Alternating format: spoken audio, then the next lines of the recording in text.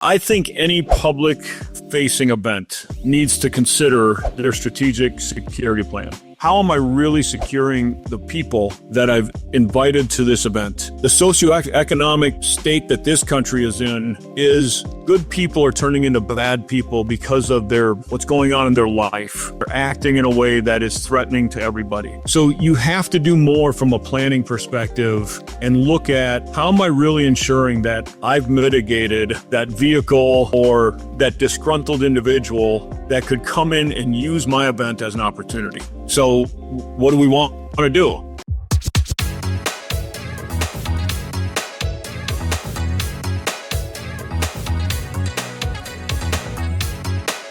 Welcome to the Venue RX. On this show, we document and share best practices around owning, operating, and managing world-class wedding venues. What's going on, everyone? Jonathan here with the Venue RX, and on this show, we talk all about how to make your wedding and event venue business better. We talk about all of the strategies that you need from a marketing standpoint, SEO. We talk about tax strategies. We talk about so many different things on this show.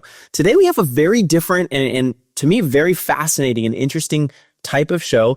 I'm joined on the show today by Dan Donovan, and he is the CEO of multiple security companies. We're going to dive into that here in just a little bit, but we're really going to be focusing on security for your venue and security for events, and really how does that play out, and some things that we should be keeping in mind when we look at this topic of security. So without further ado, Dan, thank you so much for coming on the show today. It's always a pleasure, Jonathan. Thanks for having me. So you are the CEO of several companies, Stratoscope, Ingressotek, but those are today, you have a huge and long history in this industry and everything to do with security. And so could you kind of take us back and just share a little bit on how you got started in security in this industry?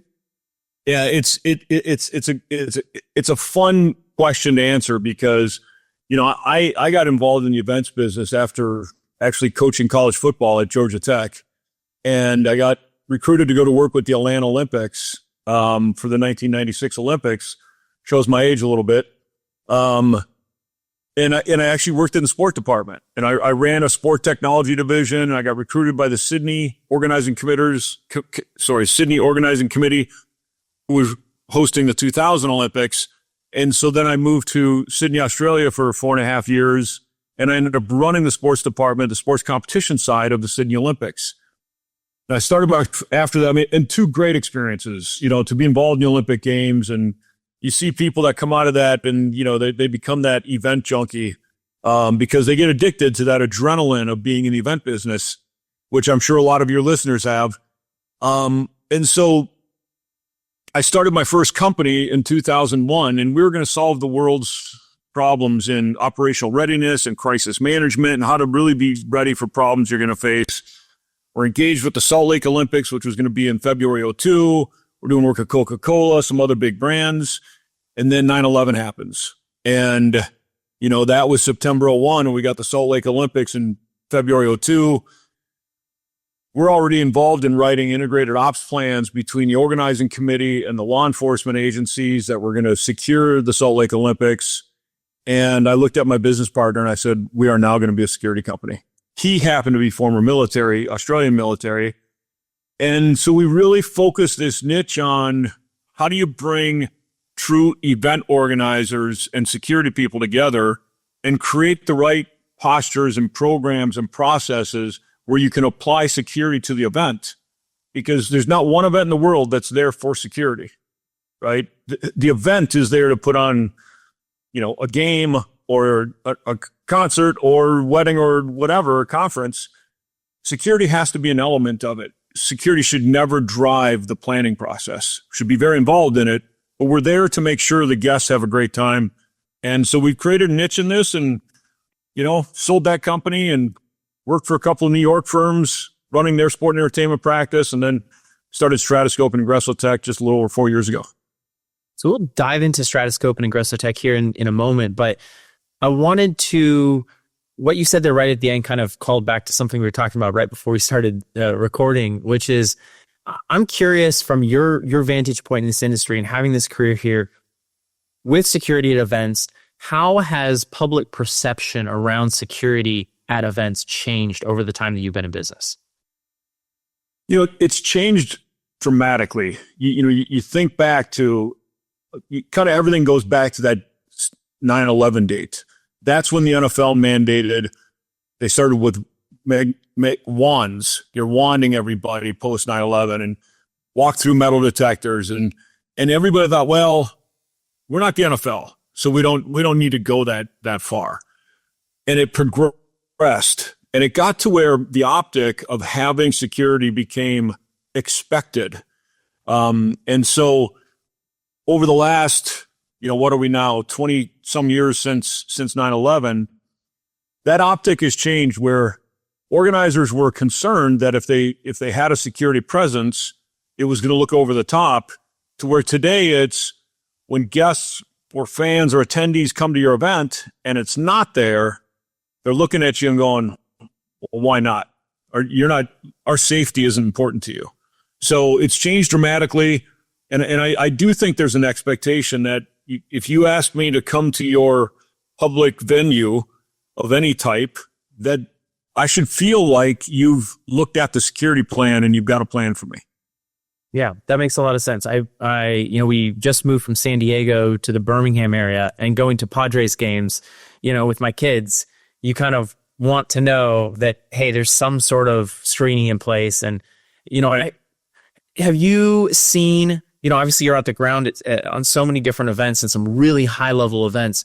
Have you seen, even from the public side, not just the event thrower side, the event organizer, but from the public side, has there been a sense of gratitude or thankfulness that there is security, or is it kind of equal parts, this is frustrating or a longer line or something like that? Yeah, I think when it becomes the frustrating part, it's when it's not implemented very well, right? It's no different than you standing at the gate at Birmingham Airport and the Delta agent isn't informing you that you're not boarding because the crew isn't there and there's no announcements, and you're standing there going, why am I not boarding? And there's that frustration because there's, they're not communicating well. They haven't implemented the plan very well. When the plan is in place and it runs smoothly, people say thank you, right? They say, I appreciate that I had to stop and have somebody go through my bag, or you had to check my ticket, or I can't go into that club level. I actually appreciate that you're doing that when it's done well. When it's not done well, it's all the complaints. And look, follow the news about what happens at airports on the regular, right? So, when it's done well, people really appreciate it. I think it's the expectation. So let's unpack a little bit kind of security at events. What does Ingressotek, kind of explain the relationship between Ingressotek and Stratoscope? Yeah, when we started Ingressotek, we've been involved in the stadium design process for a lot of years, working with, pick a stadium or arena, we've probably touched it. And in metal detection and how we screen guests to get them into a building was always a primary objective. Along came these new technologies that we call advanced weapons detection. Evolve out of Boston makes a great product. Chea makes a great product called OpenGate. And so those companies were always pitching us as use our product, recommend our product to your clients, et cetera. When I looked at these two products, I said, these are game changing. These products allow guests to walk through and they don't even know they get screened. We're not asking a guard to go through your bag. We're not asking you to stop and be intrusive. And so what it really did is it changed the whole mindset.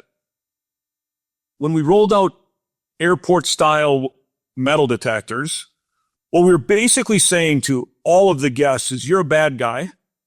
Until you go through this process, then we'll call you a good guy, right? And it's the same thing at an airport today, right? When you get in that line, you're basically being considered like you're a threat. Once you go through this process, you're no longer a threat.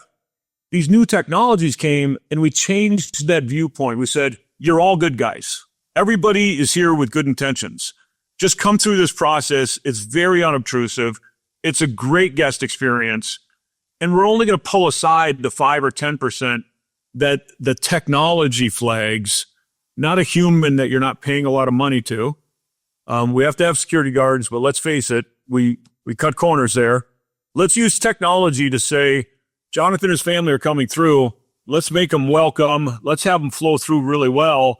And if somebody happens to alert and we need to have a secondary conversation with them, great, no problem. But 90% of the people are coming through unobstructed. And that's changed.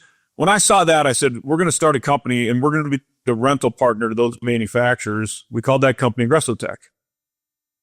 Stratoscope is just another name for what we've been doing on the design and consulting side for a lot of years, where we plan and deliver big events, or a lot. I just should say a lot of events. We do small events also, and pull together that security posture, part of which might be guest screening. So then we contract with Ingressotek to do that work.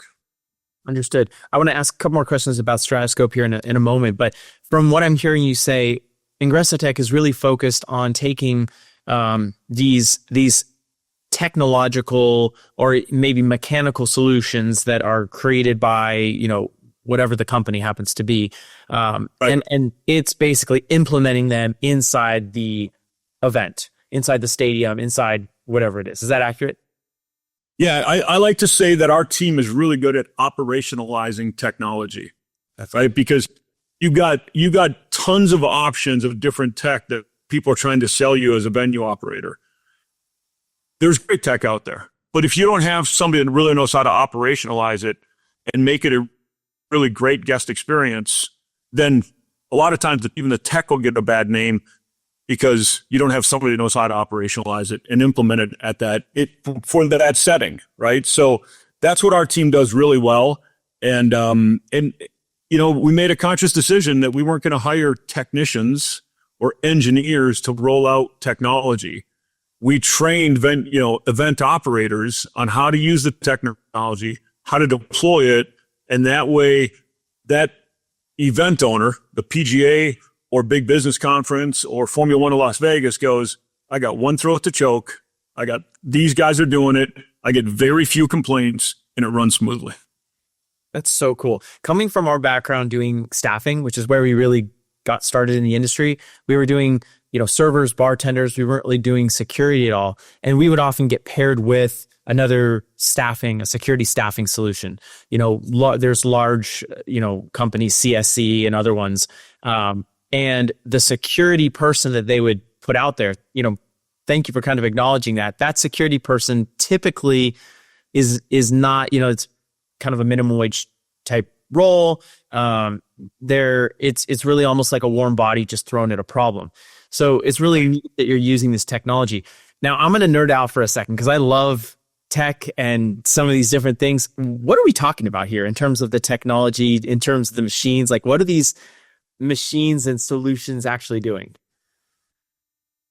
Well, so when we're talking about screening, Evolve Express and Che OpenGate, both of these technologies are using your traditional metal detection technologies, which is basically copper coils that are looking for ferrous metals and saying, you know, that shirt that you have on looks a little thicker than normal. It might be a Carhartt shirt. It's got those snaps.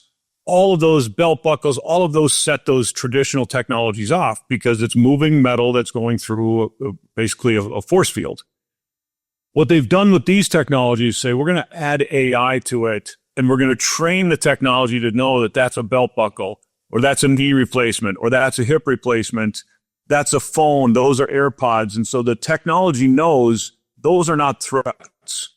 So the technology can hone in on that looks like the slide on a gun, or that looks like a blade on a knife, and really fine tune what are the topics that they're alerting on, improve that guest experience, and not encumber the person that is there for all the right reasons. They just happen to wear a belt buckle. We don't need them getting, you know, pulled aside for a secondary search. Totally. I'm glad you mentioned AI. I actually wanted to talk about that, but now is a great time to do it. How far away do you think we are from AI and maybe even a robot having a presence at a sporting event, a large, you know, format event that we would all be used to going to? Well, we're rolling out with our partner with Evolve an AI X-ray machine. So if you're all familiar with going through again, we're going back to the airport. You're putting all your stuff on the conveyor belt that's going through. And a TSA person who's, a full-time employee making more than that minimum wage guard we were just talking about, they're having to read an image to try and decipher if you've got a weapon or, a restricted item in your bag. This new technology, we're using AI to identify the problem in the bag. And so now we're going to take away that human element of trying to decipher that X-ray image, right? So that's here. We also have robotic dogs. So cool. So if you look up, AI dog or robotic dog, you're going to see something with 4 legs, with a body. They have cameras, they have sensors. The military's using them, they're arming them. And so these things can move about terrain, they can climb steps, and they can do the job of think of an overnight guard at one of your venues that should be patrolling the perimeter at night and looking at making sure something's not out of place. The technology is so good, they can actually, they get trained on that perimeter in that environment. One of our clients in Atlanta actually had a bunch of expensive fencing, not bike rack, but true wrought iron fencing stacked up. And after this dog got used to this tour, all of a sudden it alerted because the stack of fence wasn't there anymore on an overnight shift that a traditional security guard would miss. So they get an alert. Hey, this looks different than it did the last 3 nights. Something's missing. It was right here. And now the security team could, go to the ops team or the facilities team and say, hey, that stack of fencing is no longer there. Yeah, we moved it. Or what do you mean it's not there? So the things are coming. Robot at your screening or your ticket scanner or something. I mean, it's not far off, is it? That's so cool because, well, first, the technology I think is just really neat. But on the other side of that, I see a huge opportunity for safety, not only safety, but, shrinking that margin of error. Because let's say you do have a security guard out there. If it's kind of a night patrol person, they may or may not be armed. And then there may be an altercation that puts that security person at risk when they're not really, ready to neutralize that threat or, and the best they can do maybe is call for additional backup. When you put a robot in there or like this robot dog situation that you're talking about, it's all the same things, but it's not organic. So they're not going to be tired and they're not going to be, so very cool. Very, very cool. Yeah, it's cool. And in fact, you brought it up. There's an actual return on investment because when you think about you were in the staffing business, which staff calls out the most, which staff position doesn't get filled, it was always that overnight person that's supposed to be doing those tours because someone gets sick, you're short or whatever. So what this client, Mercedes-Benz Stadium in Atlanta, worked out is the number of times that shift got missed was inordinate. And so the cost of, think about that 24/7 guard that's supposed to be patrolling, that's 3 shifts a day. Let's call it $20 an hour. That's, you're at $150,000, $160,000 to staff that position. And the robotic dog is, less than $100,000 for the year. Yeah. Amazing. And with that, you can update the technology inside of it as long as the mechanic, I see clear economic reasons why that would be the way that the future has to head. Now, obviously it is with AI and everything that's happening, but very cool. So Dan, we've kind of focused on these large scale events and you have experience at, Super Bowls and, you mentioned Mercedes-Benz Stadium and the Olympics and all of these really large format events. Let's take it down to a smaller event. Let's say even an event in a house, even an event at a wedding venue, like the primarily the audience that we talk to here. What is the consideration? Like, is this something that people need to be thoughtful about when it comes to setting up their venue space? Yeah, listen, I think any public-facing event needs to consider their strategic security plan. And I use the term strategic purposely. As I mentioned, I'm in the Palm Beach area, the most recognizable hotel in the area is the Breakers. The Breakers hosts weddings that are, who knows what the price tag is. I'm sure, $1 million and up. Hotel security is very tactical, right? They're going to say, yep, we can provide this. We'll do a little access control. We'll do whatever. That is not addressing how am I really securing the people that I've invited to this event? Because at the end of the day, that wedding becomes public, right? People know that it's going on. And what is my risk there? I can go down my traditional risk management, threat and probability and all that stuff, throw it out the window because none of that stuff applies today. There was no threat or probability that a guy's going to drive his car down Bourbon Street at 3 a.m. on New Year's Eve, right? The socioeconomic state that this country is in, other countries, is good people are turning into bad people because of what's going on in their life. Not because they've been bred to be jihad terrorists or anything like that. It's just what's going on in their own lives. And they're acting in a way that is threatening to everybody. So you have to do more from a planning perspective and look at how am I really ensuring that I've mitigated that vehicle or that disgruntled individual that could come in and use my event as an opportunity. So what do we want to do? We want to make it look like my venue, my event is not the place to do this at. Next door, next week, whatever you want to do, but not at my event. So just having the right visual presence, a plan, so some of the right level leadership out is enough to move that bad guy to say, I'm not going to act here today. Right. And that's what we have to do.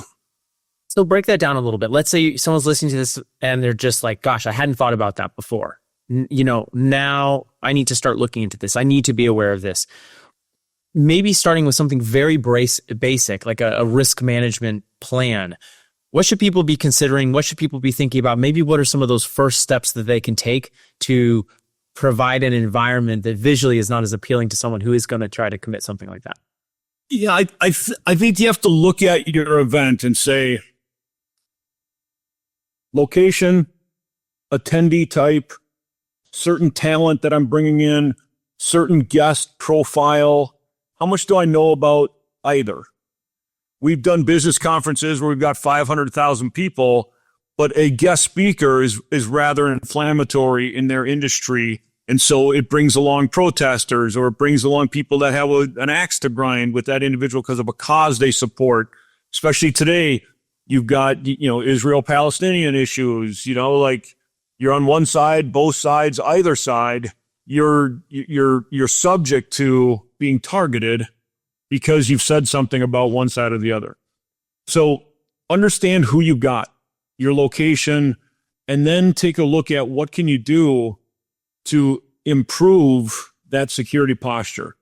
Sometimes it is the right law enforcement individuals out front that are providing that optic that says, hey, we're taking security seriously here. Sometimes that's enough. Or it's the right professional who's dressed right, who's got that situational awareness, is checking people, and is willing to walk up to someone and say, can I help you today? And the person's like, no, I'm good, and they leave. That's all it takes, right? So turning, just business as usual is just the wrong answer. I know New Orleans. I know New Orleans Police Department. I've worked with them on Super Bowls and NBA All-Star weekends and stuff. Business as usual costs people lives on New Year's Eve. Putting that one squad car at the end of the street, not worrying about sidewalks, not worrying about the rest of the barriers weren't up, that costs people's lives. So we've got to do more than business as usual. Every event's different and every posture is different, but knowing who your guests are, knowing who your talent is, if you want to call him that, the speaker at United Healthcare shareholders conference, put him in the talent bucket. He was the talent that day. Knowing what's going on with those people is very important. So at a minimum, I'd be talking to whoever's renting my venue. I'd be like, hey, tell me more about who I'm expecting here today, tomorrow, next week, whatever hopefully we're talking about this months in advance so that I can put the right recommendations and posture around that event. Dan, you said something that just made me think, with social media giving more people a platform than ever before, you have more of the opportunity for someone to come to a social event to retaliate against an individual because of their belief or their stance on something. You know, obviously this last election was very polarizing for people, and you have so many people who have a platform or who've developed a platform over the last, call it 8 years, of being very vocal around whether it's the conservative side of the aisle or the liberal side of the aisle. But now people have a platform that they didn't have before, right? You actually had to like get in a newspaper, get on a stage somewhere. And now Instagram or TikTok or Facebook is that stage. Yep. And so you bring up a really good point. In terms of the hospitality side, how do you try to make the security present but non-obtrusive, especially when it comes to a smaller scale event where maybe there's not as high of an expectation for professional security services? Yeah. Look, I would start with, what am I doing that is really managing my access control? So I've been to weddings, bar mitzvahs, etc. And, you get an invite, you get dressed up, you're going, and you go and you look around and go, anybody could have walked in here today. Yeah.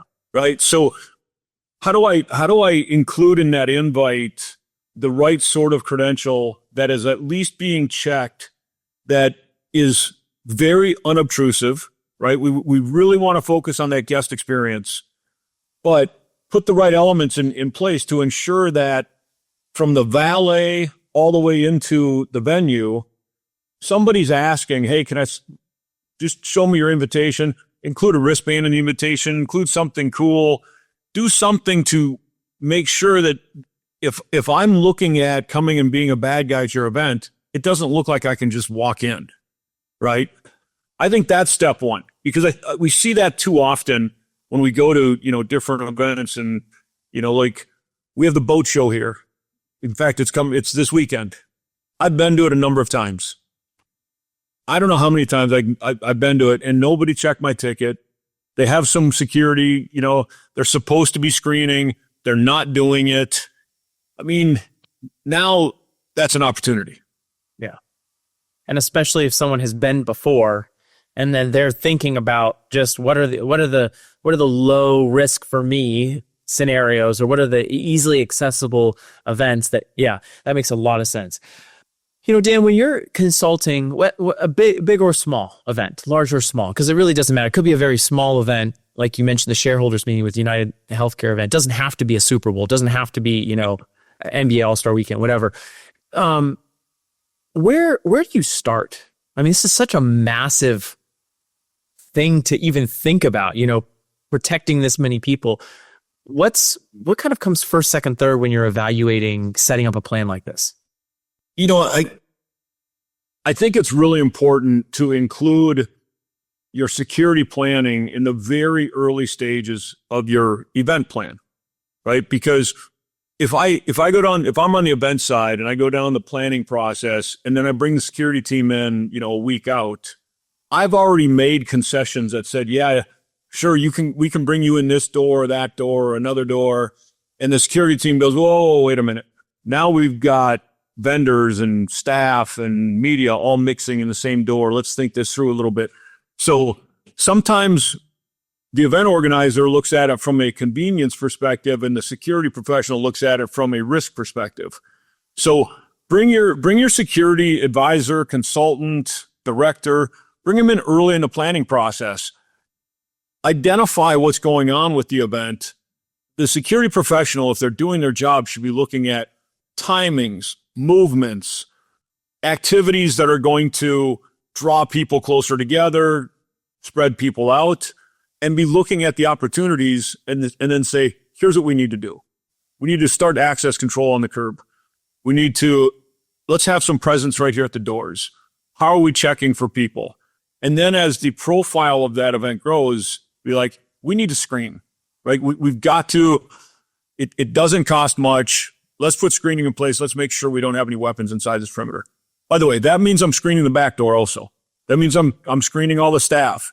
That means I've got to start that early in the day because I've got all that staff in there doing the build out, early in the day. So whatever the event is, in order to pull a good plan together, bring the security element into the planning phase early, because it might be a conversation with, if you're the event organizer and I'm the security guy, Jonathan, and I say, hey, tell me more about this event. We did an event up in New York for a company that is, was one of the very first and biggest companies in the NFT space, the non-fungible token. I knew nothing about it.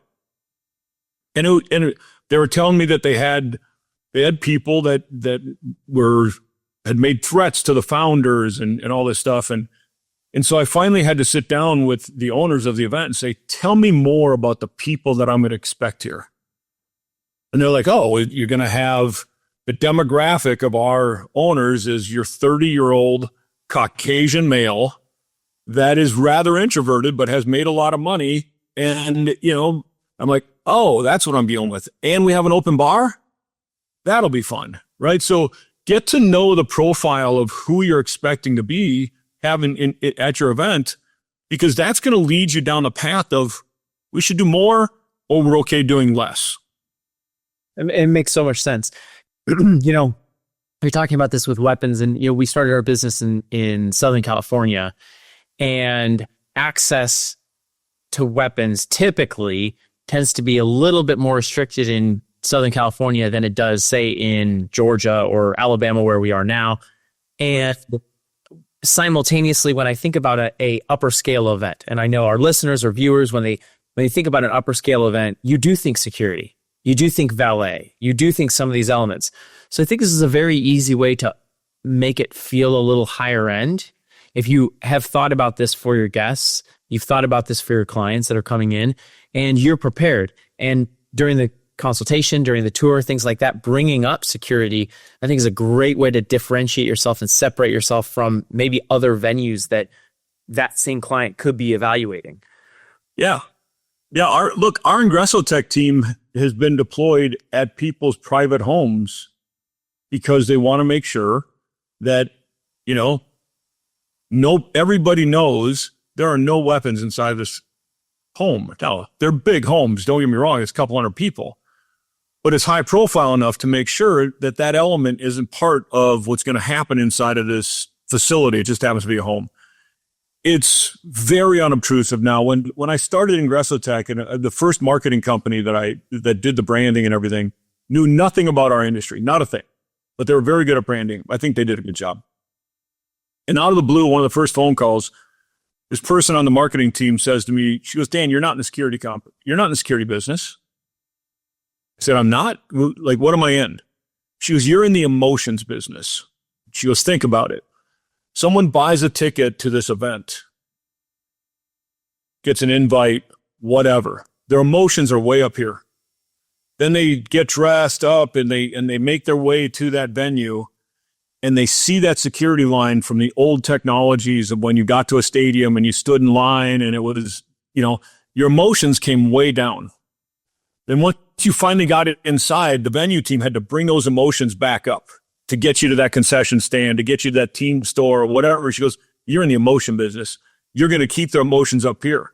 And that's our job. That's our job, is to make it a really frictionless experience, but they know that they're in a safe environment. I love that. And I've seen the emotions. I saw that word several times on the website, and that was very interesting to me. I didn't expect it from a security company. I've got to be honest. Right? Right. I think that's something very cool that sets you apart, because you're creating an experience for people where their emotions can stay in a really positive place instead of feeling fear or uncertainty, some of these other unsettling emotions. Let's assume that we're talking to someone who has a small wedding venue, maybe average guest count of, let's say, 100 to 200 people, something right in that range. You have alcohol present at an event. Oftentimes people require an off-duty police officer or some other security solution. But most of the time here in the South, in the Midwest, it's an off-duty police officer. Right. When you're the owner of that venue, instead of just saying, hey, you need to have a an off-duty police officer, what are a couple of things that the owner should be evaluating when it comes to securing their event and maybe even approaching that off-duty police officer with a heads up around what access control you've mentioned a couple times? Kind of give me some more things in terms of what's a very base level security plan that we should have in place. Well, I love that you brought up the off-duty officer. So I go to places and I see that off-duty officer. I go up and talk to them. 9 times out of 10, they have no idea why they're there. Right? They were told by their captain, or there was an off-duty roster and they signed up and they're making $80 an hour instead of their normal whatever. Engage that individual, preferably before they get there. Once you know who's being assigned to your venue, call them up and say, hey, Dan, this is what we have this, Saturday night. 200 people, the guests are so-and-so, and so it's the so-and-so wedding. We don't know anything, we don't know of any negative social media or anything about this group. So we think it's going to run really smoothly, but here's the areas that I'd like you to focus on. From 6 to 7 p.m., I'd like you out front. I'd like that visual presence. Once we get everybody in, I would like you near the bar or doing a rotation like A, B, or C. I want you here, then there, then there. So if you engage that professional, you're going to get far more out of that $85, $100, $150 an hour instead of just saying, I've got an off-duty officer here. And then look, police officers, I love them. Those that are doing their job the right way. Having that visual presence, I love. But if you leave them to their own regards, they're going to go stand in the corner and be like, okay, just call me when you need me. And think about it. Police officers are all trained to be reactive, right?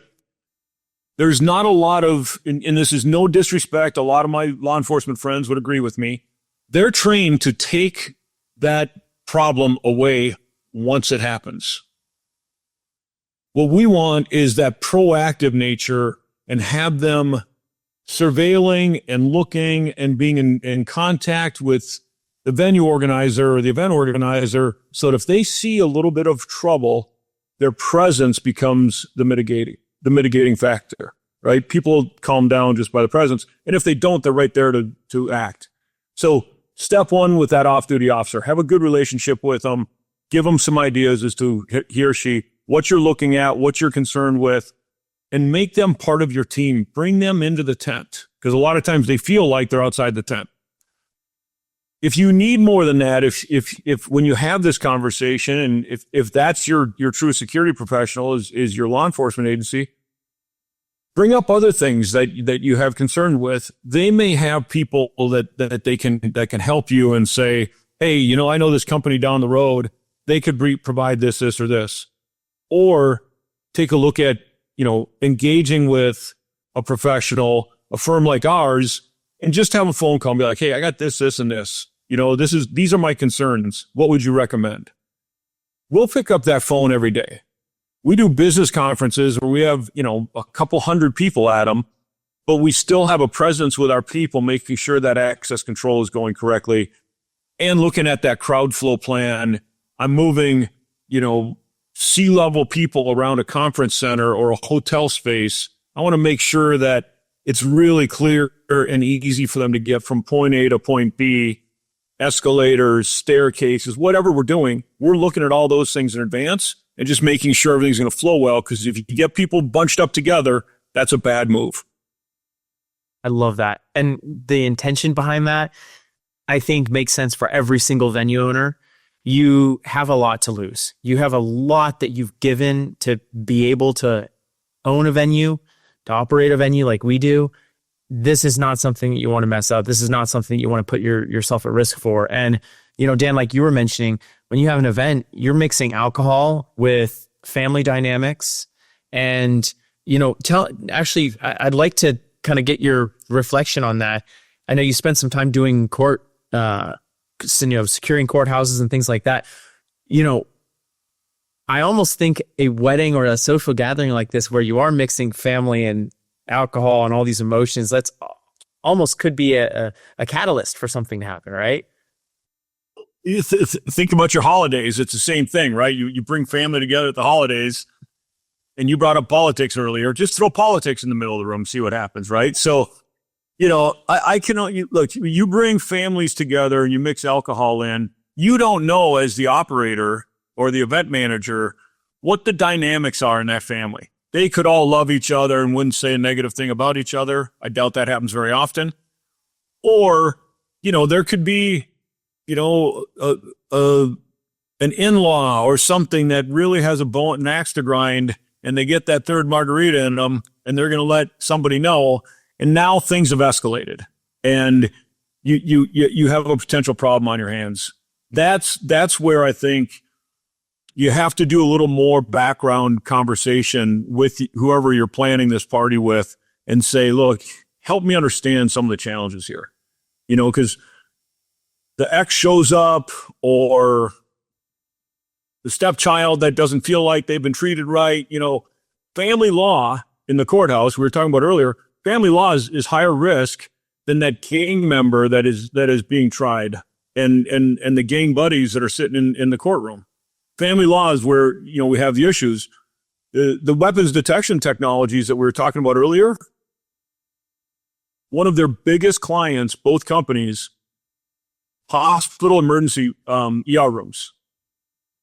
When someone you love is not getting the treatment that you expect, the triage process and all that, man, nice people get sideways really quickly.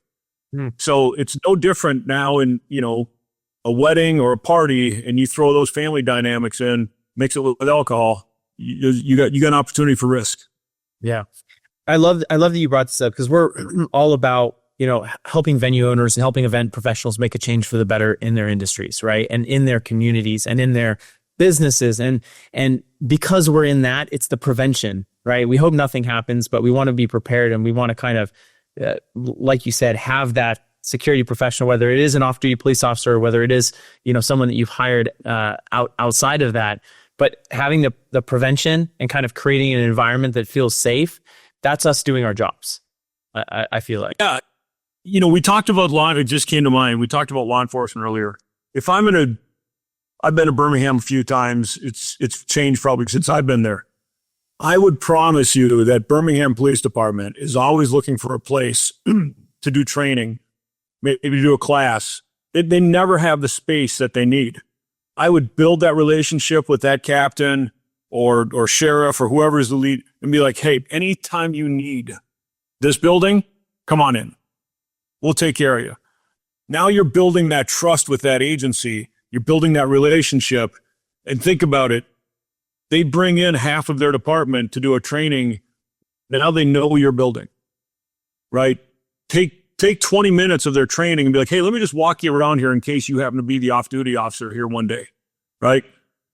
And get their advice. I got these other doors here. What should I be doing with this? Or how should, you'll get good advice, and that partnership and that relationship is invaluable, because the problem you really can't manage is the problem that's going to affect your venue that happened elsewhere. What I mean by that is, let's say, an incident happens 2 blocks away, but that perpetrator is on the loose, and you've got a full house, a full wedding of 200, 300, 400 guests. That person could be heading your direction. You have that relationship with that agency. You might rank high enough to get that phone call and be, hey, heads up.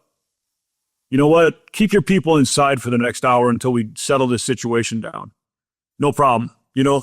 All of those things that come up, that protest that sparks up in your community, and you had nothing to do. They're not protesting you or their guests, but it's going to run right past your front door, and you knew nothing about it because it started like that, right? Yeah. You might get that phone call and be like, hey, Jonathan, just heads up. This is happening, and they're coming right past your door. That's powerful.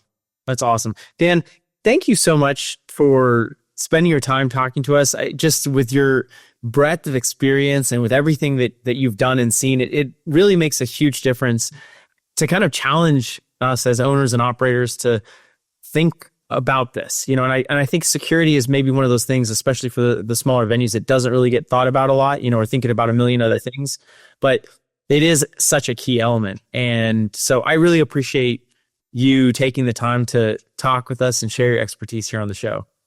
Anytime. It's a pleasure doing it.